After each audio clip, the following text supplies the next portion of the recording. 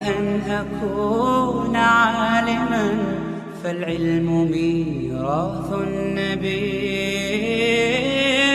بالعلم بل بالأدب تنال أعلى الرتب فعش حياة العلماء وقرأ صنوف الكتب. آج اس کے بعد کی دوسری حدیث روزے کی قدر و قیمت اور اس کا صلہ. یہ حضرت مولانا منظور نعمانی رحمت اللہ علیہ نے معارف الحدیث میں یہ عنوان لگایا ہے حدیث پر، روزے کی قدر و قیمت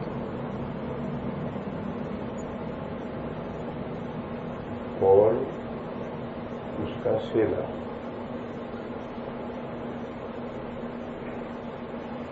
دونوں ایک ہی ہیں، عطف تفسیری.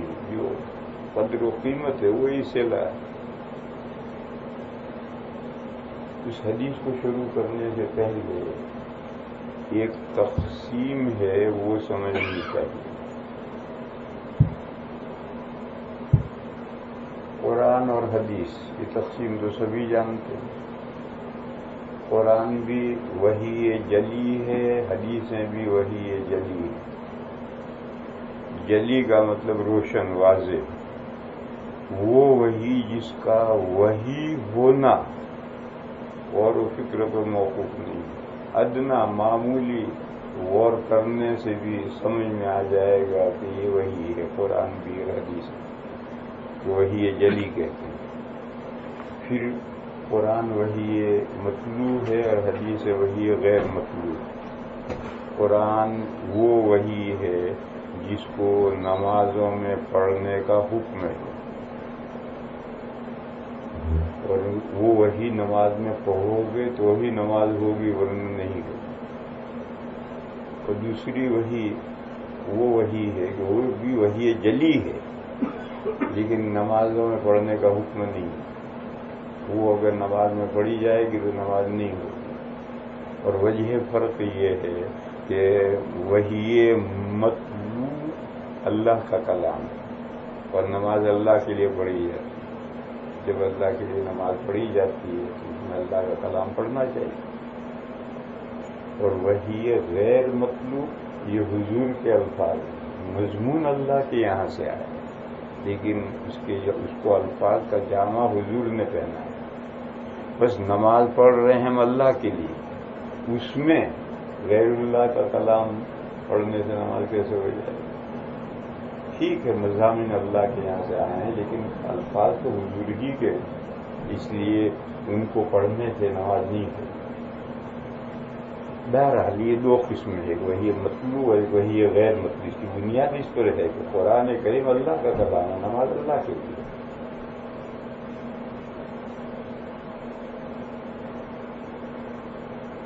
یہ جو حدیث ہے وہی غیر مطلوع ہے، اس کی پھر دو قسمیں. ایک حدیث قدسی اور ایک حدیث نبوی. مقررات کے ساتھ 700 حدیثیں اور مقررات کو حذف کرو تو 100 اور 200 کے بیچ میں حدیثیں ہیں جو حدیث قدسی کہلاتی. حدیث قدسی کل اتنی ہی ہے، 100 اور 200 کے بیچ میں. اور احادیث قدسیہ میں احکام نہیں ہے. ان کے علاوہ جتنی حدیثیں ہیں سب احادیث نبویہ ہیں، اور احادیث نبویہ میں احکام بھی ہیں غیر احکام بھی ہیں.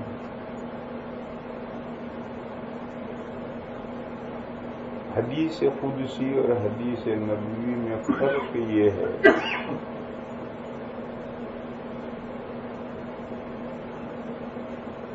یہ میری کتاب ہے اردو میں چھپی ہوئی، اس کا مجھے انگریزی کروانا ہے. میں نے ایک ترجمہ کرنے والے کو یہ کتاب دے دی، بھیا اس کا انگریزی کر کے. تو وہ کیا کرے؟ زبان ہی تو بدلے گا، مضمون تو نہیں بدلے گا. مضمون تو میری کتاب میں جو ہے چھپا ہوا ہے، یہی مضمون بھی ہے، نہیں باقی رہنا، اس میں کوئی تبدیلی نہیں ہونی. یہ اردو میں ہے، اس کو وہ انگریزی میں کر دیں گے، اتنا ہی کریں گے. یعنی الفاظ کا جامع پہنائیں گے، انگریزی بنائیں گے، الفاظ کا جامع پہنائیں گے، بس معنی میں کوئی تبدیلی نہیں. ایسی ایک وحی اللہ کے یہاں سے آتی ہے، ڈیٹیل کے ساتھ، تفصیل سے، پورا مضمون تفصیل کے ساتھ آتا ہے. نبی کے قلب پر الفاظ نہیں آتے. نبی پاک صلی اللہ تعالی علیہ وسلم اس مضمون کو اپنے الفاظ کا جامع کپڑا پہنا کر اس کو لوگوں کے سامنے بیان کرتے ہیں. یہ حدیث قدسی اس لیے کہ اس کا پورا مضمون ڈیٹیل کے ساتھ اللہ کے یہاں سے آتا ہے، اور حدیث اس لیے کہ اس کو الفاظ کا جامع حضور نے پہنا. دوسری صورت یہ ہے کہ کوئی مضمون نبی پاک صلی اللہ تعالی علیہ وسلم کو اصولی رنگ میں سمجھا دیا جاتا ہے، کلی رنگ میں سمجھا دیا جاتا ہے. پھر جب جب موقع آتا ہے تو اس کو پھیلاتے بھی حضور ہیں اور الفاظ کا جامع بھی حضور پہناتے ہیں اور بیان فرماتے ہیں. یہ احادیث نبوی ہے. حدیث اس لیے کہ جامع الفاظ حضور کے ہیں، الفاظ کا جامع حضور نے پہنایا، اور نبویہ اس لیے کہ ان کو پھیلایا بھی حضور نے. اس لیے یہ احادیث نبوی ہیں اور وہ احادیث قدسی ہیں. احادیث قدسیہ میں نے بتایا تھا کہ مضمون میں کوئی دخل نہیں، صرف الفاظ میں. یہاں ایک سوال پیدا ہوگا کہ جب اللہ کے یہاں الفاظ نہیں آئے تو معنی کیسے آئیں گے؟ معنی تو الفاظ کے تابع ہیں، اور اللہ کے یہاں سے الفاظ تو آئے نہیں، معنی بغیر الفاظ کے کیسے آ جائے؟ تو اس کا جواب ہر آدمی سمجھ سکتا ہے کہ ٹھیک ہے یہ بات کہ معنی الفاظ کے تابع ہوتے ہیں، لیکن دل میں جب بات آتی ہے تو الفاظ کے بغیر بھی آتی ہے. ہم سب کے میرے دل میں یہ بات آئی تو کون سے الفاظ تو آئے گی، اور بات دل میں آ گئی. حدیث میں حضور فرماتے ہیں نفخ فی روعی، میرے دل میں جبرائیل نے یہ پھونکا. اب جو حضور الفاظ بیان کرے تو الفاظ تو حضور کے ہیں، جبرائیل نے پھونکا. تو اس لیے خارج میں الفاظ کے تابع ہو کر معانی آتے ہیں، الفاظ کے بغیر معانی نہیں آ سکتی، اس لیے کہ معانی آراز ہیں، جوہر کے تابع ہو کر آتے ہیں. قائم بذات ہی نہیں ہے، قائم بغیر ہی. لیکن نفس الامر میں تحقق کے لیے الفاظ ضروری نہیں، الفاظ کے بغیر بھی معانی متحقق ہوتے ہیں. اب آپ کہیں گے کہ خارج سمجھاؤ اور نفس الامر سمجھاؤ، تو کہاں تک سمجھائیں گے؟ بہرحال بغیر سمجھے مان لو یہ خارج ہے، نظر آ رہا ہے، دیکھنے کی چیز نظر آئے گی، سننے کی چیز کان سنیں گے. اس کے تحقق کے لیے پہلے الفاظ ہوں گے، اس کے تابع ہو کر معنی متحقق ہوں گے. الفاظ کے بغیر معنی متحقق نہیں ہو سکتے. اور نفس الامر اور وجود ذہنی میں، ان دونوں وجودوں میں معانی کے تحقق کے لیے الفاظ کا تحقق ضروری نہیں ہے. ہم سب کہتے ہیں میرے دل میں تو بات یوں آ رہی ہے، اور وہ اللہ کی طرف سے ڈالی گئی ہے، اور الفاظ نہیں آئے، الفاظ تو بولے گا. تو وجود نفس الامری اور وجود ذہنی، وجود نفس الامری وہ ہے جو اعتبار معتبر کے تابع نہیں ہے، اور وجود ذہنی جو ذہن میں بات لائے گا وہیں اس کا وجود ہوگا، دوسرا ذہن میں نہیں لائے گا تو وجود نہیں ہوگا. اور وجود نفس الامری ذہن کے اعتبار معتبر کے تابع نہیں ہوتا. یہ سب پتہ نہیں کیا کہاں کی باتیں ہیں اور کیا باتیں ہیں. یہ کوئی سمجھ میں نہ آنے والی بات ہے. اب سمجھ میں آنے والی بات سمجھو. پرانے زمانے میں تو پریش جب نہیں تھے تو کاتب کتابیں بھی لکھتے تھے، قرآن بھی لکھتے تھے. اور کاتبوں کے بارے میں یہ ہے کہ وہ اصل مسودے میں، اصل کتاب میں کچھ نہ کچھ تبدیلی کرے. بے ہی نقل نہیں کر سکتا، موت آتی اسے. اس میں بعض کاتب بڑے ماہر ہوتے ہیں تبدیلی کرنے میں، بعض تھوڑی زیادہ تبدیلی کرتے ہیں. ایک آدمی قرآن شریف لے کر ایک کاتب کے پاس گیا کہ بھیا یہ قرآن کا نسخہ تیار کر کے مجھے دے. بول کتنے پیسے لے گا؟ اس نے بتلائے. تو اس نے معاملہ طے کر لیا اور یہ کہا کہ بھائی قرآن شریف میں ہے، اس میں کوئی گڑبڑ مت کرنا. اس نے کہا توبہ توبہ توبہ، قرآن شریف میں کیا گڑبڑ کر سکتا ہے؟ خیر ہفتے کا وعدہ کیا، ہفتے کے بعد قرآن لینے گیا، پیسے دیے، نسخہ دیا، کچھ گڑبڑ تو نہیں کی. اس نے کہا بالکل نہیں، توبہ توبہ، قرآن میں کیا گڑبڑ کر سکتا؟ ایک ذرا سا کام کیا. کیا کام کیا؟ کہنے لگے میں لکھتا تھا تب قرآن میں کہیں شیطان آ رہا ہے، کہیں فرعون آ رہا ہے، کہیں حامان آ رہا ہے، کہیں شداد آ رہا ہے، کہیں ابواللہب آ رہا ہے. میں نے کہا لا حول ولا قوت، ان خبیثوں کے نام قرآن میں. تو میں نے سب جگہ تیرے ابا کے اور تیرے دادا کے نام لکھ دیے.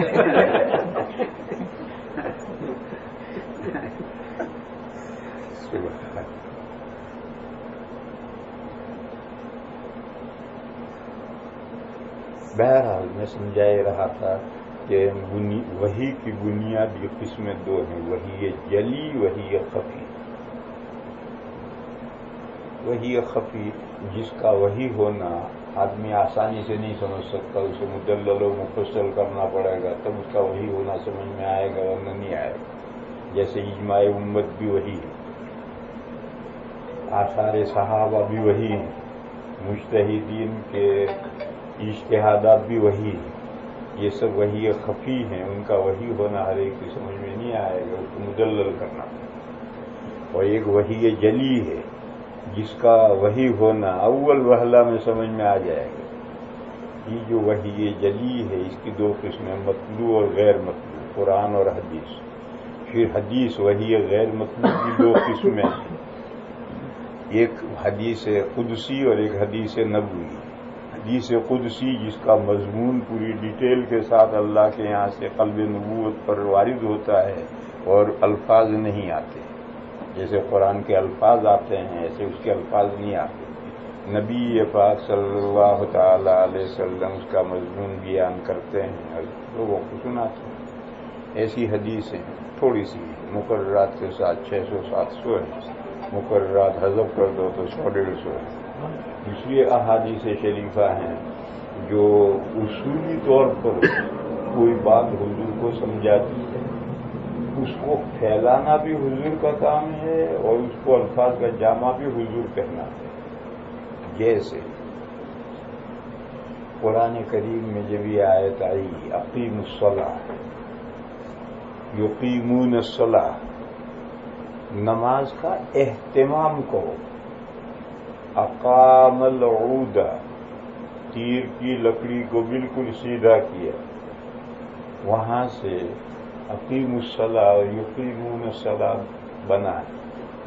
نماز سیدھی کرو، اس کا سیدھی کرو کے بجائے ہم ترجمہ کرتے نماز کا اہتمام کرو. نماز کا اہتمام کیسے کیا جائے گا؟ اس کی پوری حقیقت، تمام حقیقت جب قرآن میں یہ آیت کریمہ نازل ہوئی اسی وقت حضور کو ساری تمام حقیقت اقامت صلاۃ کی تمام حقیقت حضور کو سمجھا دی. پھر جوں وقت آیا، موقع آیا، اس مضمون کو پھیلایا بھی حضور نے اور احکام بھی حضور نے بیان کیے. چنانچہ اقیم الصلاۃ کی تفسیر میں جو حضور نے ارشادات فرمائے ہیں وہ 2000 ہیں. 2000 حدیثیں صرف اقیم الصلاۃ کی تفسیر. نماز کا اہتمام کرو. کیسے اہتمام کرنا؟ جب موقع آئے گا حضور پھیلائیں گے. مکے میں رہے مکے میں مسجدیں نہیں بنائی، کیوں؟ اور مسجدیں بنانے کا موقع ہی نہیں، مگر جماعت سے نمازیں پڑھی، کیونکہ اتنا وہاں کر سکتے۔ تو جیسے جماعت سے نماز پڑھنا یہ بھی نماز کے اہتمام کے لیے ہے۔ ایک حدیث میں ہے کہ جس جگہ 3 مسلمان بستے ہوں اور وہ مل کر نماز نہ پڑھیں تو شیطان ان پر غالب آ جاتا ہے۔ معلوم ہوا کہ جو جماعت سے نماز پڑھتے ہیں یہ بھی اقیم الصلاۃ کی تفسیر ہے، اور جماعت کہیں بھی کرنا، اور ایک باقاعدہ سینٹر ہے، مسجد ہے، سارے نمازی مسلمان 5 وقت وہاں اکٹھا ہو کر ایک معین جگہ پر نماز کریں، یہ اور اہتمام ہو جائے۔ تو مکے میں مسجدیں بنانے کا موقع نہیں تھا، ہاں جماعت کا موقع تھا کہ کسی بھی گھر میں چھپ کر جماعت کر لو، چنانچہ مکے میں جماعت سے نمازیں پڑھی جاتی تھیں، لیکن مسجدیں نہیں بنائی۔ جب حضور وہاں سے چلے تو قبا پہنچے تو قبا رک گئے۔ وہاں پہلا کام حضور نے قبا کی مسجد بنائی۔ یہ بھی اقیم الصلاۃ کی تفسیر ہے، اور اقیم الصلاۃ کی تفسیر کا اب وقت آیا۔ اس سے پہلے موقع نہیں تھا مسجدیں بنانے کا، اب موقع آیا تو حضور نے فوراً مسجدیں بنائی۔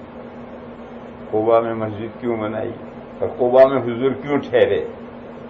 سب سے پہلا سوال یہ ہے کہ ہجرت فرماتے ہوئے قبا میں حضور 14 دن کیوں ٹھہرے؟ دوران سفر کو 14 دن تھوڑے ٹھہرتا، منزل تو مدینہ ہے، ہجرت کر کے تو مدینہ جا رہے ہیں، اور پھر 14 دن کے بعد پھر حضور چلے ہیں مدینہ میں پھرو کش رہے ہیں، مسجد نبوی جہاں ہے وہاں اٹھنی بیٹھی ہے۔ تو سوال یہ کہ دوران سفر مکے سے قبا تک کہیں نہیں ٹھہرے تھے، قبا میں کیوں ٹھہرے؟ جب پھر قبا میں ٹھہرے تھے تو وہاں سب سے پہلے مسجد کیوں بنائی؟ اس کو سمجھنا چاہیے، حالات اس زمانے کے جو حالات ہیں اس کے۔ ہجرت کا سلسلہ مکے سے کئی مہینے پہلے سے شروع ہو گیا۔ حضرت عمر رضی اللہ تعالیٰ عنہ اپنی فیملی کے ساتھ پہلے ہی حضور سے پہلے ہی ہجرت کر کے مدینہ آ گئے ہیں۔ یہ جو جتنے مدینہ ہجرت کر کے آئے تھے وہ سب قبا میں آ کر ٹھہرے، یہ مہاجرین سب قبا میں ٹھہرے۔ اب سب سے بڑا مہاجر آ رہا ہے، تو وہ جو مہاجرین قبا میں ٹھہرے ہیں ان کی دلداری کے لیے حضور وہاں ٹھہر گئے ہیں، اور مسجد وہاں ہے نہیں، جماعت سے نماز تو پڑھتے ہوں گے، مکے میں جب جماعت سے نماز پڑھتے تھے تو وہاں بھی پڑھتے ہوں گے، لیکن مسجد ابھی تک نہیں بنائی ہو۔ یہ حضور نے آتے ہی مسجد کی بنیاد رکھی۔ تو ٹھہرنا تو ہے مہاجرین کی دلداری کے لیے، سارے مہاجرین جتنے آئے تھے سب وہیں قبا میں ٹھہرے ہوئے تھے۔ وہاں ایک قبیلہ تھا جو دعوت کرے گا اسے وہیں تو ٹھہرے گی جماعت آ کر، جماعت اس محلے میں مسجد میں ٹھہرتی جہاں دعوت ملے، کھانا نہ پکانا پڑے۔ تو یہاں دعوت ملی تھی مہاجرین کو، یہاں کا پورا گاؤں مسلمان ہو گیا تھا اور انہوں نے خوش آمدید کہا تھا، تو سارے مہاجرین یہاں ٹھہرے ہوئے۔ اب مہاجرین جب سب یہاں ٹھہرے ہیں تو حضور بھی یہاں ٹھہریں گے ان کی دلداری کے لیے، چند دن کے لیے، ایک مسجد بنائی۔ تو جب مسجد بنانے کا موقع آیا تو اقیم الصلاۃ کی تفسیر حضور نے فرما کر یہ بنایا۔ پھر موقع آیا کہ اب لوگوں کو نماز کے لیے کیسے اکٹھا کیا جائے، تو مشورے ہوئے، لمبی چوڑی تفصیلات ہیں۔ پھر اللہ نے اذان دکھائی، یہ بھی اقیم الصلاۃ کی تفسیر ہے، اذانیں دیں گے تبھی تو سب لوگ آئیں گے اور جماعت سے نماز پڑھیں گے۔ بہرحال اقیم الصلاۃ جب نازل ہوا قرآن میں تو اس کی تمام حقیقت اللہ نے ساری حضور کو سمجھا دی، اور موقع موقع سے حضور اس کی تفصیلات بیان کرتے چلے گئے۔ نماز میں کتنے فرائض ہیں، نماز میں کتنے واجبات ہیں، نماز میں کیا کیا چیزیں سنت ہیں، کیا مستحبات ہیں، کیا آداب ہیں، کیا مکروہات ہیں، کیا حرام ہیں، یہ سب اقیموا الصلاۃ کی شرح ہے۔ آپ فرائض کا لحاظ کریں گے، واجبات ادا کریں گے، سنن و مستحبات اور آداب کا لحاظ کریں گے تو ہی تو نماز سیدھی ہوگی، اور حرام سے بچیں گے، مکروہ سے بچیں گے، مکروہ تنزیہ سے بچیں گے تبھی تو نماز سیدھی ہوگی، صحیح ہوگی۔ تو یہ ساری اس کی شرح ہیں۔ پھر امام اس طرح کا ہونا چاہیے، اس میں یہ اوصاف ہونے چاہیے۔ شاندار آدمی ہوگا نماز پڑھانے والا، نماز بھی شاندار ہوگی، لہٰذا یہ بھی اقیموا الصلاۃ کی شرح ہے۔ کتاب الصلاح میں جتنی حدیثیں ہیں سب اقیموا الصلاۃ کی شرح۔ ہاں بعض مطلب کوئی خاص جزئیت ایسا ہو سکتا ہے کہ وہ اس کو کلی طور پر جو اقیموا الصلاۃ سمجھایا تھا اللہ نے حضور کو، اس میں وہ نہ آیا تو پھر اس کے لیے وحی کا انتظار کرنا پڑا۔ باقی ہر مسئلے کے لیے اپ ڈاؤن جبرائیل نہیں کرتے، آئے گئے نہیں۔ انبیاء کرام انسانوں میں سب سے زیادہ ذہین ہوتے ہیں، ان سے بڑا کوئی ذہین نہیں ہو سکتا، اور نبیوں میں آقا دو جہاں، ان کا تو مقام ہی کچھ اور ہے۔ تو کیا ان کو ایک ایک جزئی یا مسئلہ بتلانے کے لیے جبرائیل بار بار آئیں گے جائیں گے؟ ایسا اپ ڈاؤن نہیں کرتے، بلکہ جب آیت اقیموا الصلاۃ نازل ہوئی اس کی پوری حقیقت حضور کو سمجھا دیا، حضور خود ہی اس کو پھیلاتے ہیں۔ ہاں کوئی جزئی ایسا ہو سکتا ہے کہ وہ اس کے تحت میں نہیں آئے۔ ایک مرتبہ کسی نے سوال کیا کہ افضل البقاع،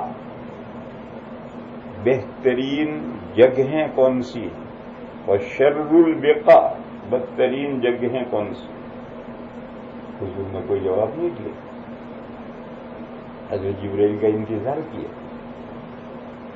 حضرت جبرائیل آئے، حضور نے ان سے یہ بات پوچھی تو حضرت جبرائیل کو بھی پتہ نہیں، انہوں نے کہا اگلی مرتبہ آؤں گا جواب لے کر۔ اگلی مرتبہ آئے تو جواب لائے کہ افضل البقاع، خیر البقاع مسجدیں ہیں، اور شر البقاع شاپنگ سینٹر ہیں، مارکیٹ ہیں، بازار ہیں، یہ جواب لائے۔ تو ایسا کوئی جزیہ تو ہو سکتا ہے کہ جس میں حضور وحی کا انتظار کریں۔ اقیموا الصلاۃ کا جو اصولی طور پر اقیموا الصلاۃ سمجھایا گیا تھا اس میں یہ بات نہ آئی ہو، ایسا ہو سکتا ہے۔ باقی عام طور پر جب اقیموا الصلاۃ سمجھا دیا گیا تو سارے ہی مسائل اس کے تحت میں آتے ہیں۔ تو میں مثال دے رہا ہوں کہ حدیث قدسی میں مضمون ڈیٹیل سے آتا ہے، اسے نبی کو پھیلانا نہیں پڑتا، بس الفاظ کا جامع پہنا کر بیان کر دیا، وہ حدیث قدسی۔ اور حدیث نبوی میں مضمونی اصولی طور پر اللہ نے اپنے حبیب کو سمجھایا ہے، اور اس کو پھیلاتے بھی حضور ہیں اور الفاظ کا جامع بھی حضور پہناتے ہیں، اور اسی میں احکام ہوتے ہیں۔ اور ایسی حدیث ہے، میں نے کہا کہ صرف اقیموا الصلاۃ کی تفسیر میں 2000 حدیثیں ہیں، یہ تو اندازہ ہے، تو گن کر تو یہ تو نہیں ہے۔ سمجھنا کیا ہے؟ اصل جو آج سمجھانا ہے وہ سمجھانا یہ ہے کہ کبھی حدیث قدسی اور حدیث نبوی کمبائنڈ ہوتے ہیں۔ عام طور پر تو حدیث قدسی الگ ہوتی ہے، شروع سے آخر تک حدیث قدسی ہوتی ہے، حدیث نبوی الگ ہوتی ہے، شروع سے آخر تک حدیث نبوی الگ ہوتی ہے۔ لیکن کبھی کبھی ایسا ہوتا ہے کہ حدیث قدسی شروع ہوتی ہے اور درمیان میں حدیث نبوی شروع ہو جائے، ایسا ہوتا ہے۔ اس کی یہ مثال پہچانیں گے کیسے کہ یہ حدیث نبوی ہے، یہ حدیث قدسی ہے؟ پہچاننے کا طریقہ یہ ہے کہ صحابی اگر یہ کہیں کہ نبی پاک صلی اللہ تعالی علیہ وسلم نے فرمایا، کیا، تو حدیث نبوی، صحابی کہہ رہے ہیں قال رسول، تو حدیث قدسی، تو حدیث نبوی۔ اور اگر حضور فرمائیں کہ اللہ نے فرمایا تو حدیث قدسی۔ تو یہ حدیث جو آج پڑھنی ہے وہ حدیث یوں شروع ہو رہی ہے. عن ابی ہریرۃ قال قال رسول اللہ صلی اللہ علیہ وسلم كل عمل ابن آدم يضاعف الحسنۃ بعشر امثالها الى 700 ضعف. یہاں تک حدیث نبوی. حضرت ابو ہریرہ فرماتے ہیں کہ نبی پاک صلی اللہ تعالی علیہ وسلم نے نیکیوں کا ضابطہ یہ بیان کیا کہ کوئی بھی نیک کام کرو تو اس کا مینیمم ثواب 10 گنا ہے اور میکسیمم 700 گنا ہے. 10 گنا تو ثواب ملتا ہی،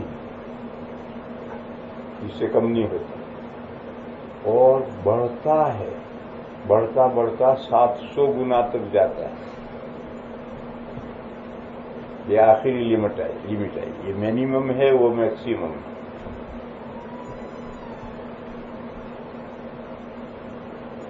مگر اس سے روزہ مستثنا ہے.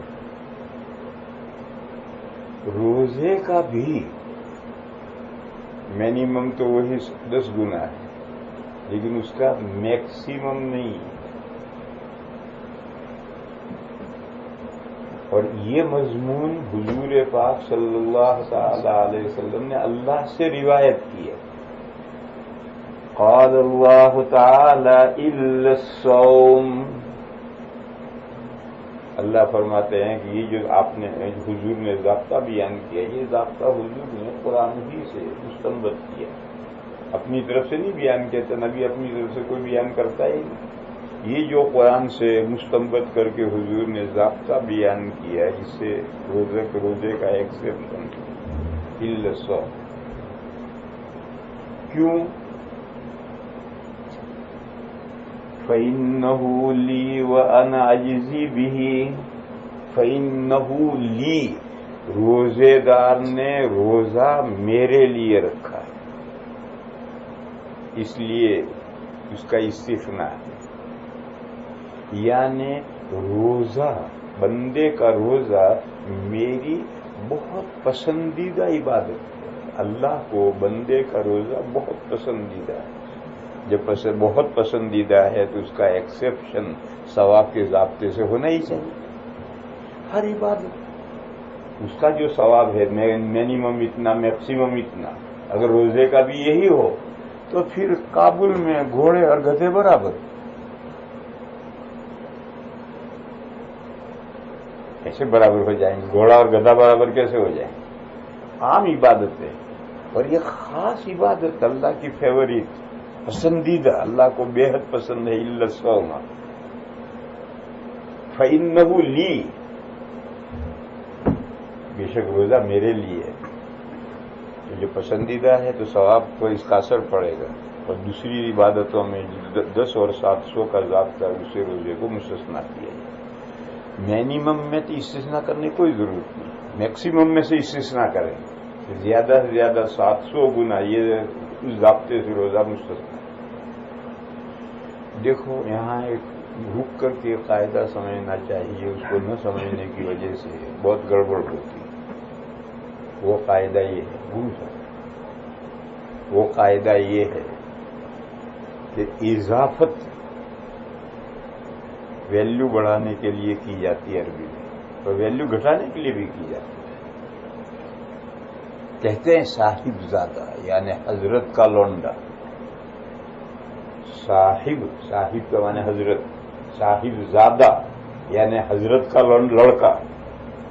تو حضرت کہنے سے حضرت کی طرف لڑکے کی نسبت کی تو ویلیو بڑھ گئی.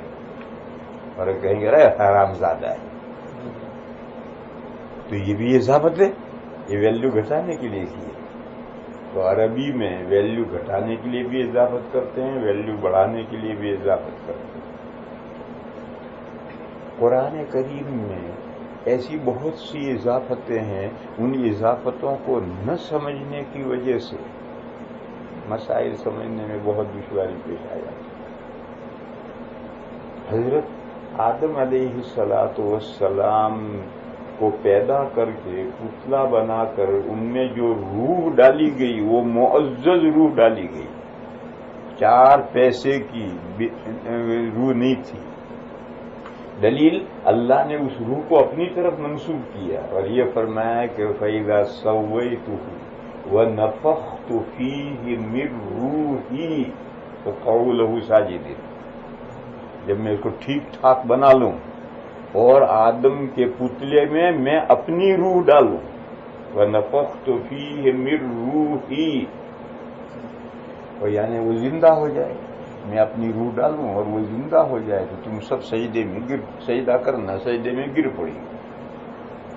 یہ جو آدم علیہ السلام کی روح کو اللہ نے اپنی روح کہا، اپنی طرف اضافت کی، اس روح کا ویلیو بڑھانے کے لیے۔ اور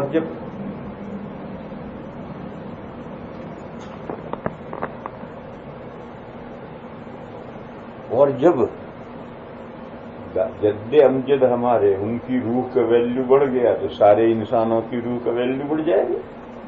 انسان جو اشرف المخلوقات بنا ہے وہ اسی لیے بنا ہے کہ اس میں اللہ نے جو روح ڈالی ہے ویلیویبل ڈالی ہے، تو وہ مخلوق اشرف المخلوقات بنے گی۔ ہاں، ثم رددناہ اسفل سافلین بھی ہوتا ہے، کوئی عارض پیش آئے تو سیدھا جائے، سیدھا نہیں جائے۔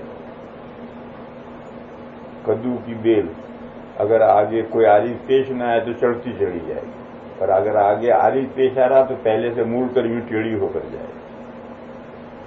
کوئی بھی درخت ہو، کھجور کا، انار کا، کوئی عارض نہیں سیدھا جائے گا، اگر کوئی عارض آتا تو یوں موڑ کر کے یوں جائے گا، ٹیڑھا ہو کر جائے گا۔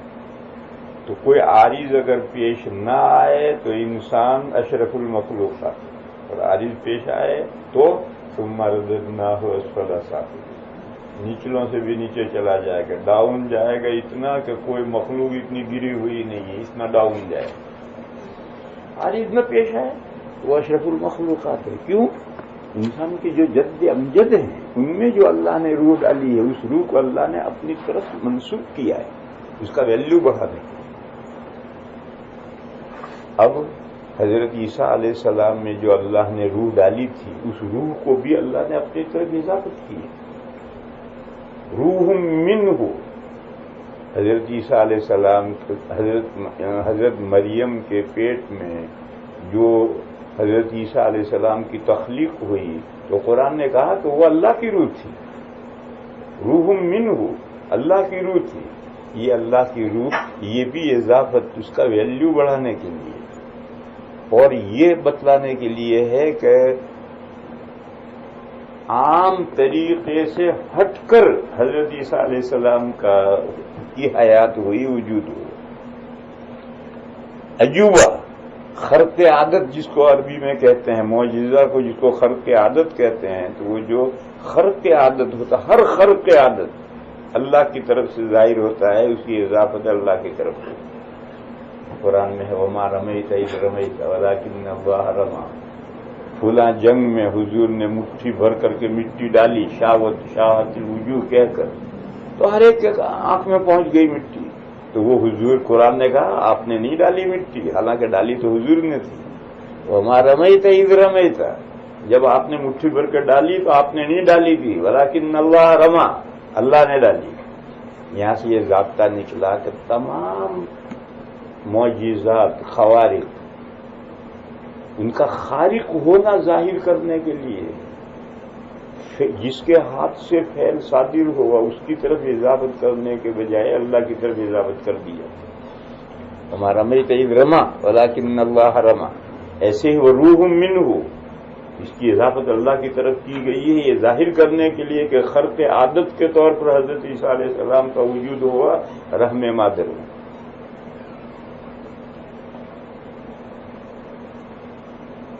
ایسی اور بھی مثالیں خدا یہ آدم علیہ السلام کے بارے میں ہے، ما منعک ان تسجد لما خلقت بیدی، جس کو میں نے اپنے دونوں ہاتھوں سے جس مخلوق کو پیدا کیا۔ تو کوئی اللہ میں بسولہ اور سینی لے کر گھڑ میں تھوڑے بیٹھے تھے، اللہ کے اپنے دونوں ہاتھ سے پیدا کرنا یہ اضافت ہے اس جسم کے قابل. ایک تو روح ہے، ایک جسم ہے. آدم علیہ السلام میں دونوں چیزیں قابل قدر ہیں. ان کا جسم بھی قابل قدر ہے، ان کی روح بھی قابل قدر ہے.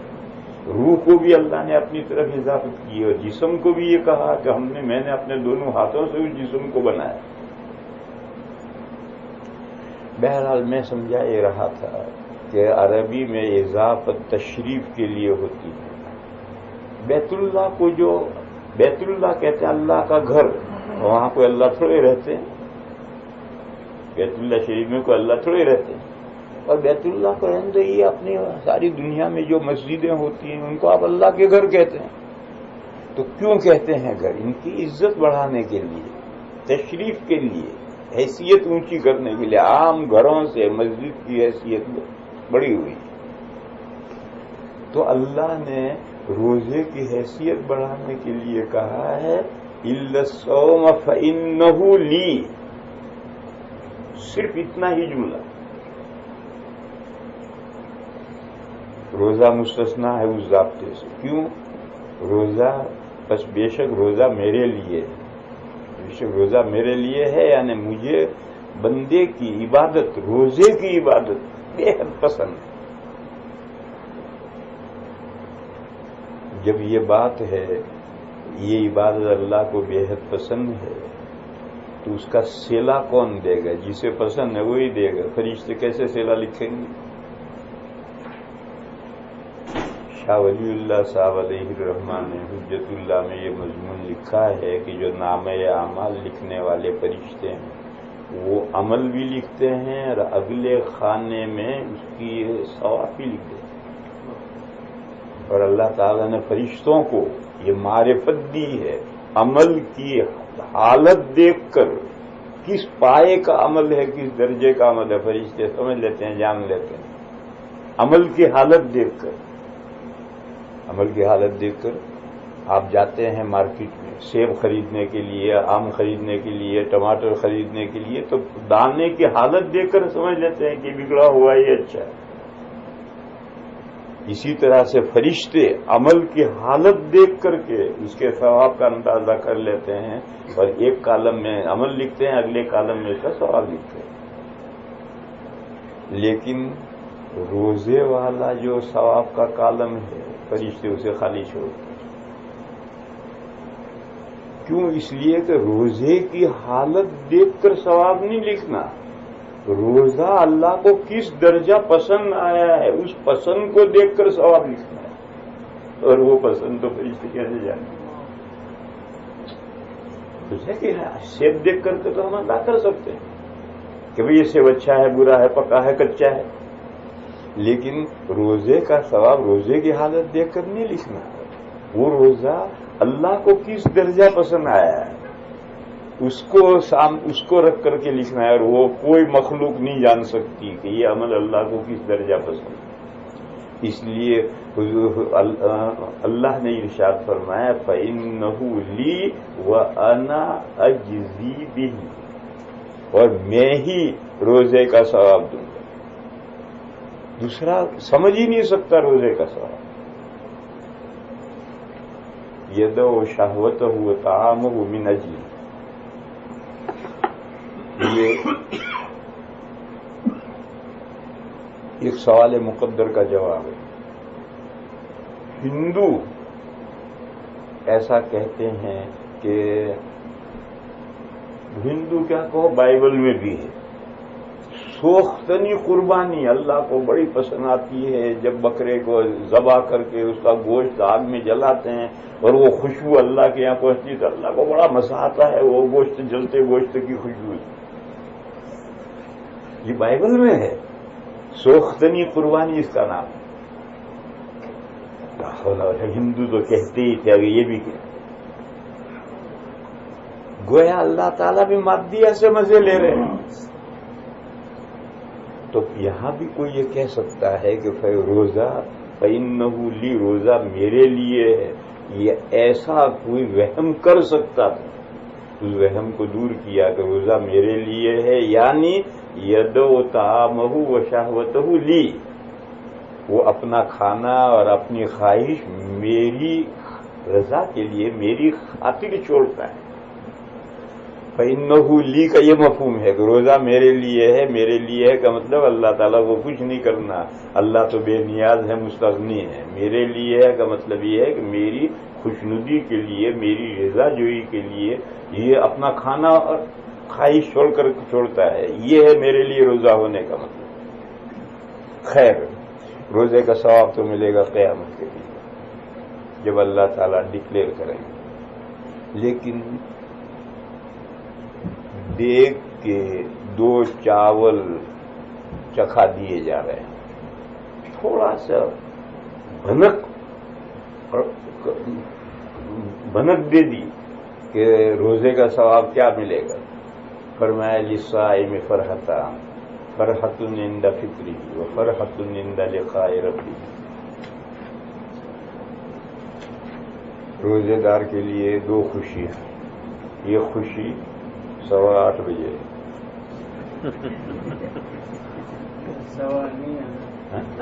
7:30 بجے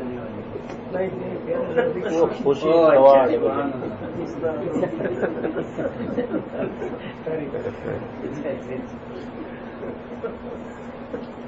اور دوسری خوشی ہے عند لقاء ربہ، بندے کا جب حساب کتاب ہوگا اور اللہ کے سامنے کھڑا ہوگا اور اس کی برائیوں کی یا سزا ملے گی یا برائیاں اللہ معاف فرمائیں گے اور نیکیوں کی جزائے خیر ملے گی. اس وقت روزوں کا تو نام اعمال میں تو ثواب لکھا ہوا نہیں. بندے کے پاس نام اعمال پہنچ گئے ہیں. جب نام اعمال میدان قیامت میں اڑائے گئے ہیں تو ہر بندے کے پاس میں نام اعمال آ گیا ہے اور اس کو معلوم ہے میری ظہر کا کتنا ثواب ہے، عصر کا کتنا ثواب ہے، سب ڈیٹیل موجود ہے. مگر جتنے روزے ہیں ان کا اگلا کالم خالی ہے. یہ کالم بھرے گا جب بندے کا پارٹیکولرلی حساب ہوگا اور وہ اللہ کے سامنے پیش ہوگا، اس کی نیکیاں اور برائیوں کی جانچ ہوگی. اس وقت اللہ تعالیٰ وہ جو خانے خالی ہیں روزے کے ثواب کے اس کو ڈکلیئر کریں گے. اللہ اس روزے کا اتنا ثواب، اس روزے کا اتنا ثواب. اس دن اتنا بڑا ثواب اس کے سامنے آئے گا کہ اس کے شان گمان سے وہ زیادہ ہوگا اور وہ حشاش بشاش خوش ہو جائے گا. اس خوشی کو سمجھنا ہو تو ابھی 8:15 بجے جو خوشی ہوگی اس خوشی پر قیاس کرو. اس وقت جیسی خوشی ہوتی ہے اسی طرح کی خوشی ہوگی. اردو میں ایک جملہ ہے، دیاس کن ز گلستان من بہار مورا. پتجھڑ کے موسم میں میرا باغ کیسا ہے آؤ جاؤ دیکھو. اور تم سوچو کہ جب پتجھڑ کے موسم میں میرا باغ اتنا شاندار باغ ہے تو بہار میں یہ باغ کتنا شاندار ہوگا، خود یہ اندازہ لگاؤ. تو جب دنیا میں افطار کے وقت میں خوشی ہوتی ہے اتنی بڑی، تو اس سے اندازہ لگاؤ کہ ثواب جب اللہ ڈکلیئر کریں گے تو کتنا ثواب ہوگا اور کتنی بڑی خوشی ہوگی. یہ تھوڑی سی بھنک دے دی. پورا ثواب تو ڈکلیئر ہوگا تب پتہ چلے گا، ابھی بھنک دے دی. للصائم فرحتان، فرحۃ عند فطرہ وفرحۃ عند لقاء ربہ. دوسری بات، وَلَخَلُوفُ فَمِ الصَّائِمِ أَطْيَبُ عِندَ اللَّهِ مِن رِّيحِ الْمِسْكِ. مشک کی خوشبوؤں میں سب سے اعلیٰ سمجھی جاتی ہے، خوشبوؤں کا سردار ہے. روزے دار جب روزہ رکھتا ہے اور دوپہر تک معدے میں جو سحری میں اس نے کھایا تھا وہ ہضم ہو کر کے آگے آنتوں میں چلا جاتا ہے اور اب معدے میں کچھ نہیں رہا، ایمٹی. جو کچھ جاتا ہے معدے میں پہنچتا ہے اور معدے میں وہ گھومتا ہے اور معدہ جو اندر سے تولیے کی طرح سے روئیں ہیں اس کے، ان روحوں سے کھانا جب ٹکراتا ہے تو پیستا ہے اور ریزے ریزے ہوتے ہیں. اور خشک ہے تو آدمی کو پیاس لگتی ہے، پانی مانگتا ہے، پانی جاتا ہے اس میں لگ کر وہ غذا گھومتی ہے، اور وہ تولیے جیسے ریشے ہیں، ان ریشوں میں سے ہو کر وہ غذا چلتی ہے تو وہ ہضم ہوتی ہے، اور اس کے 3 حصے بن جاتے ہیں۔ ایک حصہ آنتوں میں چلا جاتا ہے جو فضلہ بن کر کے نکل جاتا ہے، ایک حصہ اس کا جگر میں چلا جاتا ہے، اور وہ ایسا حصہ ہوتا ہے جیسے چاول پکا کر کے اوپر سے پکنے کے بعد پانی نکال دیتے ہیں تو پیک ہوتی ہے پتلی پتلی، ایسا فضلہ تو گیا ہاتھوں میں اور وہ چلا گیا جگر میں، جگر پھر اسے پکاتا ہے، اس کے 3 حصے بناتا ہے۔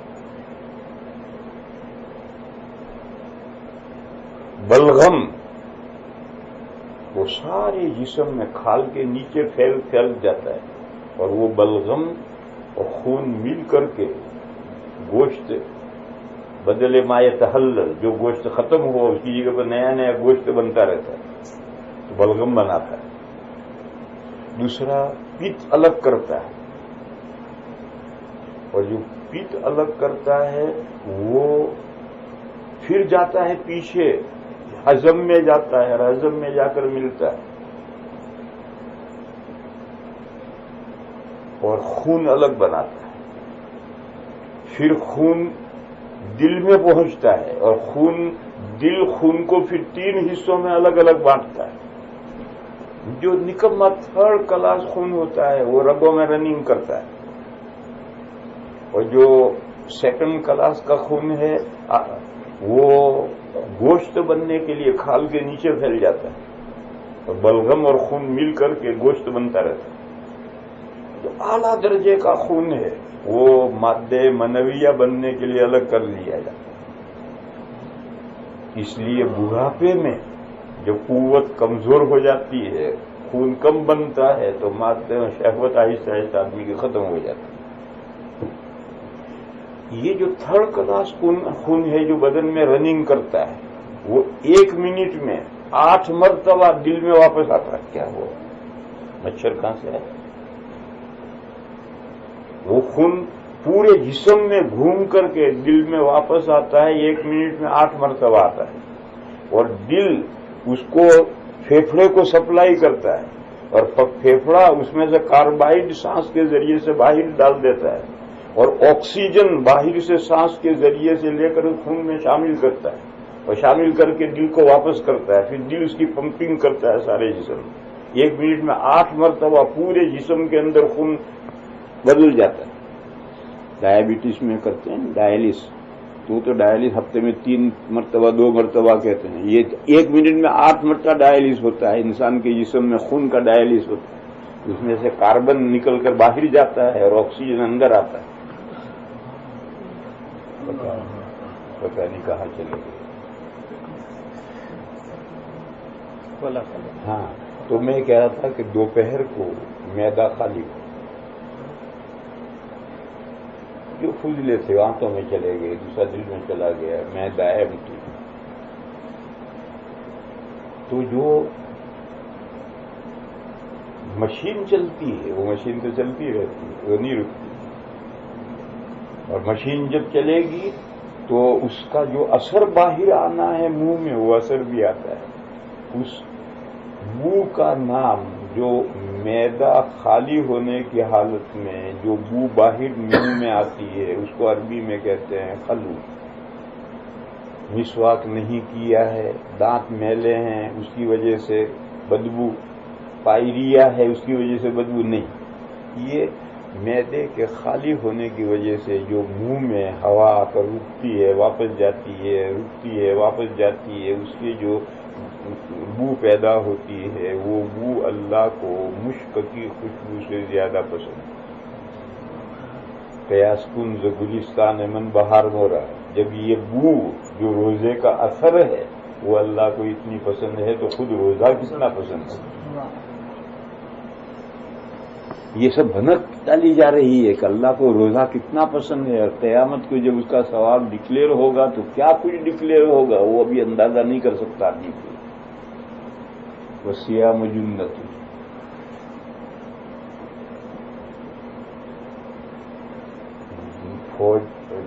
روزہ ڈھال ہے.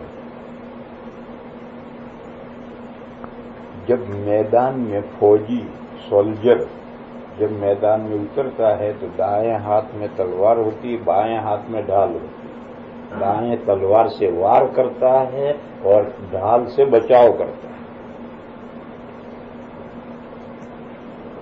روزے کی کیا حیثیت، کیا پوزیشن ہے؟ یہ تلوار ہے یا ڈھال ہے؟ روزے کے ذریعے سے آپ وار کریں گے یا بچاؤ کریں گے؟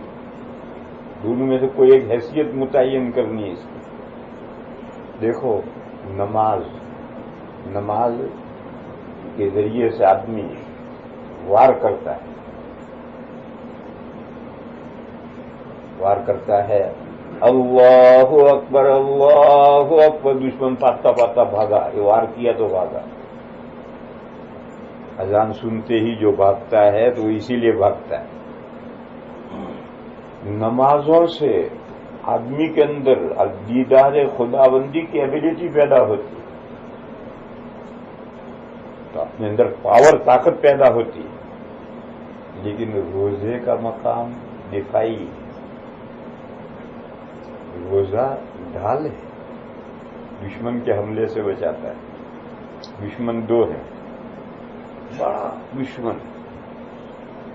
ان اعداء عدوک، تیرے دشمنوں میں سب سے بڑا دشمن انسان کا نفس ہے، جو اس کے دونوں پہلوؤں کے بیچ میں ہے.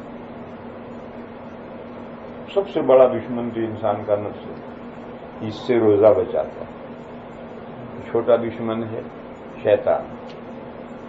شیطان چھوٹا دشمن ہے. چھوٹا کیوں ہے؟ وہ اوپن دشمن ہے، اس کی دشمنی واضح ہے، اس لیے وہ چھوٹا ہے. اور نفس کی دشمنی ہیڈن ہے، پتہ نہیں چلتا، اور وہ نفس پھنسا دیتا آدمی. تو ظاہر اور خفی ہونے کے اعتبار سے نفس کی دشمنی سخت ہے اور شیطان کی دشمنی ہلکی ہے.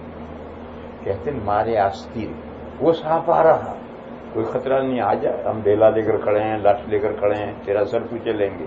لیکن آستین میں سانپ ہے، اس کو کیا کر لو؟ تو نفس آستین کا سانپ ہے، شیطان اوپن دشمن ہے. اس لیے حضور نے فرمایا کہ یہ روزہ ڈھال ہے، دونوں دشمنوں سے بچاتا ہے. شیطان کے حملوں سے بھی بچاتا ہے، نفس کے حملوں سے بھی بچاتا ہے. دفاعی پاور پیدا کرتا ہے انسان کے اندر. ہاتھ میں دائیں ہاتھ میں تلوار، اس سے حملہ کرے گا، اور بائیں ہاتھ میں ڈھال اس سے بچاؤ کرے گا. تو روزہ بچاؤ کرتا ہے، دفاعی طاقت پیدا کرتا ہے دشمن سے حفاظت کے لیے. اس کے بعد حضور نے فرمایا وَإِذَا كَانَ يَوْمُ صَوْمِ أَحَدِكُمْ فَلَا يَرْفُثْ وَلَا يَسْخَبْ فَإِنْ صَابَهُ أَحَدٌ أَوْ قَاتَلَهُ فَقُلْ إِنِّي امْرُؤٌ صَائِمٌ. حضور نے فرمایا دیکھو، جب روزہ ہو تو روزے کی حالت میں دماغ کا ایک اسکرو ڈھیلا ہو جاتا ہے. جب مشین کی اسکرو ڈھیلے ہو جاتے ہیں تو کھڑ کھڑ دڑ دڑ کھڑ کھڑ دڑ دڑ چلتی ہے مشین. تو روزے میں بھی دماغ کا ایک اسکرو ڈھیلا ہوتا ہے. لہذا حضور نے فرمایا کہ 3 کام نہیں کرنے چاہیے روزے میں. 3 کام نہیں کرنے چاہیے. ایک، بیوی کے ساتھ زنو شوئی کی باتیں نہیں کرنی چاہیے. فلا یرفث، رفث کہتے ہیں بیوی کے ساتھ زنو شوئی کی باتیں نہیں کی. زنو شوئی کی باتیں کرو گے تو پھر باتیں کرتے کرتے پھر ساتھ میں لیٹو گے بھی، پھر لیٹو گے بھی تو روزہ ٹوٹنے تک نوبت پہنچ سکے. تو بسم اللہ ہی کیوں کرتے ہو؟ بات زنو شوئی کی باتیں ہی کیوں کرتے ہو؟ یہیں رک جاؤ نا. تو اسٹیپ بائی اسٹیپ پہلے میاں بیوی باتیں کریں. زنو شوئی کی، زن مانے اور تو شو کے مانے شوہر، اس میں حمزہ یا نسبت کی لگائی. زن و شوئی، صرف شو کے مانے شوہر کے. تو زن و شوئی کی، میاں بیوی کے درمیان میں جو باتیں ہوتی ہیں ایسی باتیں مت کرو روزے میں. اور باتیں کرو گے تو باتیں بڑھتی بڑھتی بھی ساتھ لیٹ جاؤ گے. ساتھ لیٹ کر مذاق شروع کرو گے وہ ہوتا ہوتا ہو سکتا روزہ ٹوٹ جائے. اور اگر روزہ نہیں ٹوٹا تو ابھی ناقص تو ہوگا ہی, مکروہ تو ہوگا ہی, اب تو گھٹے گا اسے. لہذا زنوشوئی کی باتیں ہی بند کرو. باتیں کرنے کے لیے رات بھر پڑی ہے, کون منع کرو تمہیں, کرو رات بھر باتیں. 12 گھنٹے 24 گھنٹے 18 گھنٹے نہیں 16 گھنٹے نہیں بچ سکتے. بقیہ جو 10 گھنٹے ہیں ان میں کرو باتیں جتنی کرنی ہے. بہرحال کہا اگر جب تم میں سے کسی کا روزہ ہو تو فلا یرفث, بیوی کے ساتھ زنوشوئی کی باتیں نہ کرو. دوسری چیز شور نہ کریں. ولا یسخب. ہمارے قاری صاحب تھے آج ایک مسئلے پر بڑے زور سے تقریر کر رہے تھے, تو میں نے فوراً ان کو روکا ٹوکا. دیکھو روزے میں بہت زور سے مت بولو, میرا لگ جائے گا, شام پکڑنا مشکل ہو جائے گا. روزے میں اگر شور کرے گا تو زور سے بولے گا, جب بھی وہ شور کرے گا. اسی لیے پہلے میں اتوار کے دن ظہر کے بعد عورتوں میں تقریر کرتا تھا, 2-3 سال سے نہیں کرتا. اگر ظہر کے بعد میں عورتوں میں تقریر کر لوں تو شام تک پہنچنے میں لیے مشکل ہو جائے. اور یہ تو عصر کے بعد میں تو کوئی فرق نہیں. عصر کے بعد بولنے سے اگر روزہ محسوس ہوگا تو ذرا اور زیادہ بولیں گے, کھجورے سامنے آ جائے تو بولتے ہی رہیں گے. لیکن جس دن ظہر کے بعد میں نے تقریر کی, 2 سال سے تجربہ ہے, ظہر بعد تقریر کی تو پھر شام پکڑنا بڑا مشکل ہو جائے. بہرحال میں سمجھا رہا تھا زور سے بولنے سے بھی روزہ لگتا ہے. چاہے تلاوتی زور سے کرو روزہ لگے, تقریر کو دینی روزہ لگے. تو کہا فرمایا کہ اگر تم میں سے کسی کا روزہ ہے تو زور سے مت بولو, فلا یسخر, شور نہ کرے. تیسری بات یہ فرمائی کہ اگر کوئی شخص روزے کی حالت میں صاحب بہو برا بھلا کہے روزے دار کو, او قاتل ہو یا جھگڑے لڑے. یہ لڑنا ایک ہے قتل, ایک ہے قاتل, دونوں میں فرق ہے. جان سے مار ڈالنا یہ تو قتل ہے, یہ جان سے مارنا نہیں. بے مکہ بازی ہو رہی ہے, اسے مار رہا, یہ اسے مار رہا, مرے گا ایک دن. یہ قاتل لڑنا کہتے ہیں اردو. اگر روزے دار سے کوئی برا بھلا کہے, روزے دار کے ساتھ کوئی لڑے تو وہ اس سے کہہ دے کہ میرا آج روزہ ہے, میں آپ کی گالیوں کا برا بھلا کہنے کا جواب نہیں دے سکتا ہوں, آپ کے لڑنے کا جواب میں نہیں دے سکتا ہوں, سوری. کیوں؟ اسکول ڈھیلا ہو جاتا ہے. وہ تو بے روزہ ہے, وہ تو آپے میں رہے گا, اور یہ جواباً برا بھلا کہے گا تو یہ آپے سے باہر ہو جائے گا. وہ تو آپے میں رہے, وہ تو بے روزہ ہے, وہ تو لڑ رہا ہے, آپے میں رہے گا. اور ہم یہ روزے دار ہے, یہ لڑے گا, جواب دے گا ترکی بترکی, تو یہ حد سے آگے بڑھ جائے. یہ ڈھیلا شروع ڈھیلا ہو گیا ہے ایک بات. اس لیے کہا کہ اس کے برے بھلے کا جواب ہی مت دو. اس کے فائٹ کا جب وہ فائٹ کر رہا ہے اس کا جواب ہی مت دو. ہمارے ایک دوست تھے دیوبند میں, وہ انتقال ہو گیا, بڑا بھلا آدمی. اس نے اپنا دوست, یعنی میں بزنس مین ہوں, میں دیوبند میں بزنس مین ہوں, کتابوں کے بزنس کرتا ہوں, کاروبار کرتا ہوں, لاکھوں روپے کا کاروبار کرتا ہوں. یہ سب تاجروں سے دوستیاں ہوتی. جو تاجر ہوں میں تو تاجروں سے دوستیاں ہوتی. اب تو لڑکے کرنے لگے کاروبار, مجھے نہیں جانا پڑتا. انہیں پہلے تو میں بذات خود کاروبار کرتا تھا. تو آپس میں باتیں ہوتی ہیں, بھاؤ تاؤ میں زدہ زدگی ہوتی ہے. تو انہوں نے سب دوستوں سے کہا تھا بھائی رمضان میں دوپہر کے جب 12 بج جائیں تو اب میرے ساتھ گفتگو نہیں کرنی، بس 12 بجے سے پہلے پہلے جتنی گفتگو کرنی ہو کر لو، 12 بج گئے بس اب دماغ کے اسکرو سے ڈھیلے ہو گئے، اب مت کرو میرے ساتھ بات۔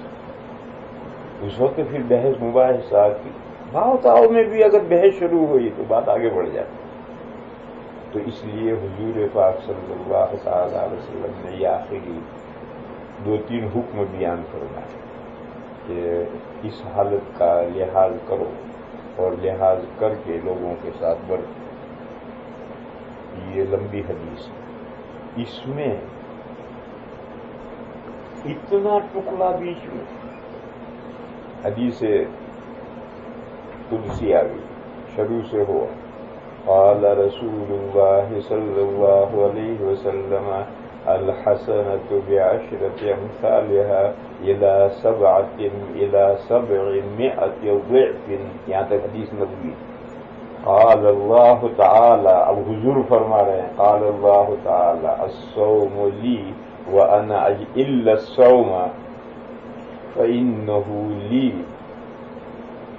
وأنا أجزي به۔ بس اتنا ٹکڑا بیچ میں حدیث قدسی آ گیا۔ پھر حدیث نبوی وَلَخَلُوفُ فَمِ الصَّائِمِ أَطْيَبُ عِندَ اللَّهِ، يَدْعُو شَهْوَتَهُ نہیں، وَلَخَلُوفُ فَمِ الصَّائِمِ أَطْيَبُ عِندَ اللَّهِ، اگر یہ حدیث قدسی ہوتی تو اندیا، یہ عند اللہ مطلب کہ وہ حدیث قدسی درمیان میں شروع ہوئی اور ختم ہو گئی، یہ حدیث نبوی شروع ہوئی، آخر تک پھر حدیث نبوی۔